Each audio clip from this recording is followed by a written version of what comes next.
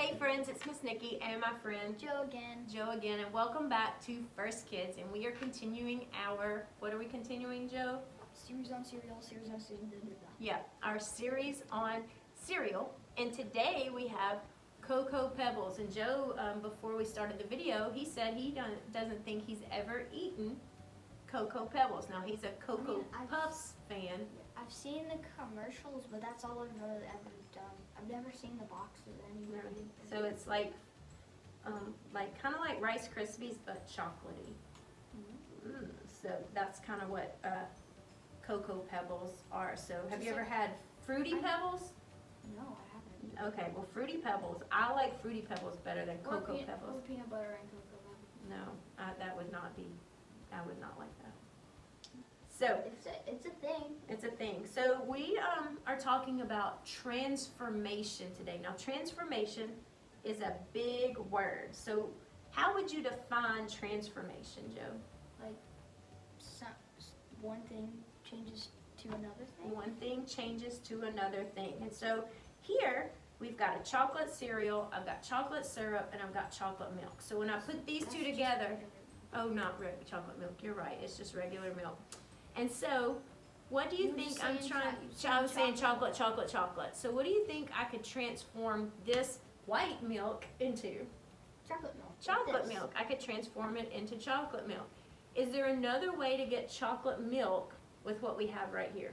This and this. This and this. You can put your Cocoa Pebbles in a bowl and add milk, and it will transform eventually into chocolate milk. So Same which with one? Cocoa Puffs. Same with Cocoa Puffs, and chocolatey cereal does that for us. But which transformation is the quickest? With the chocolate syrup in the milk or the Cocoa Pebbles in the milk? Which one's the fastest way to get chocolate milk? Chocolate syrup and milk. Chocolate syrup and milk is the fastest way, but do you still get it if you do it with the cereal? Yes. Yep, you still get it. So it's not as chocolatey though. It depends on how much chocolate you put. Right. I usually put in like this thick and like this wide cup. Oh wow, there you go. So we're talking about transformation, and I'm reminded of a story in the Bible about transformation. Always reminded of a story in the Bible, and it comes from John chapter 5, and it's verses 1 through 15, and it's where Jesus heals a disabled man. And it says, sometimes later Jesus went up to Jerusalem for a Jewish feast. In Jerusalem near the sheep gate is a pool. So there was a gate, it's called the sheep gate, and there was a pool, like a body of water, a small body of water. In Aramaic language, it's called Bethsaida. And so it's surrounded by 5 rows of columns with a roof over them. And there's a great number of disabled people that used to lie down there. So there was a gate and there was a pool, and disabled people, or people that needed healing, would lie there. And among them were those who were blind, those who could not walk, those who could hardly move. And one person who was there had been disabled for 38 years. Now that's a long time.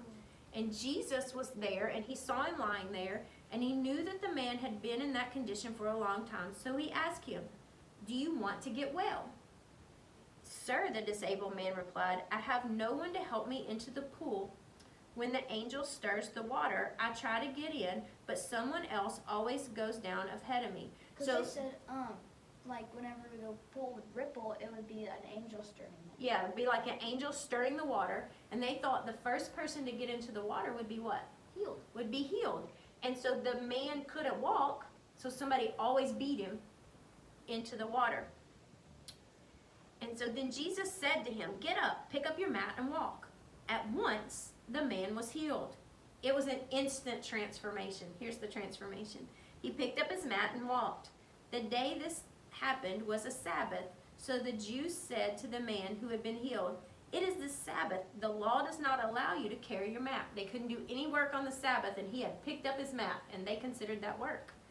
They asked him, "Who is this fellow? Who told you to pick it up and walk?" The one who had been healed had no idea who it was. He didn't know who Jesus was. He just knew Jesus started talking to him and healed him. And Jesus had slipped away into the crowd that was there. Later, Jesus found him at the temple, and Jesus said to him, "See, you are well again. Stop sinning, or something worse may happen to you." The man went away. He told the Jews it was Jesus who had made him well. So who was waiting near the pool at the sheep gate? Who was that? Jesus and the disabled people. The disabled people. There are lots of disabled people waiting there. And what were they waiting? Why were they waiting by the pool? Because whenever the pool rippled, they would think an angel was stirring it. They thought So an the first angel one stirred the that water. to get in there would be healed. Would be healed. And so who stopped to talk to the disabled man? Jesus. Jesus stopped to. And what did Jesus say to the man? Jesus said, pick up your mat and walk. Pick up your mat and walk. And how did Jesus transform the man? He made him from lame to well. We made him from lame to well. And we know that Jesus can transform our lives as well. When Jesus comes into our life, he takes our sin away and he makes us clean and makes us white as snow, and he starts a transformation in our lives. And sometimes our lives are transformed quick, like making chocolate milk with syrup, and sometimes transformations in our life take a while, like making chocolate milk with cocoa pebbles. Instead of this, it's But Jesus, when he comes in, is changing us to be like him and making us more in his image. And that's what Jesus wants us to do. Jesus wants us to have that transformation in our lives where we become more and more like him. And Jesus showed us in this story how he transformed this man, and it's an example of how he can also transform each one of us. So that's pretty cool that Jesus wants our lives to be transformed, to be like him. And I can't wait. He's still working at me. I think my transformation is a slow process. Do you think your transformation is a quick process or a slow process? probably slow. Slow, yeah. And that it's a little bit every day, and we become more and more like Jesus every day. So boys and girls, the next time you have a glass of chocolate milk or you have a bowl of chocolate cereal, remember that Jesus is transforming our lives to be more and more like him. So I hope you have a great day, and we'll see you next time. Bye, friends. Bye.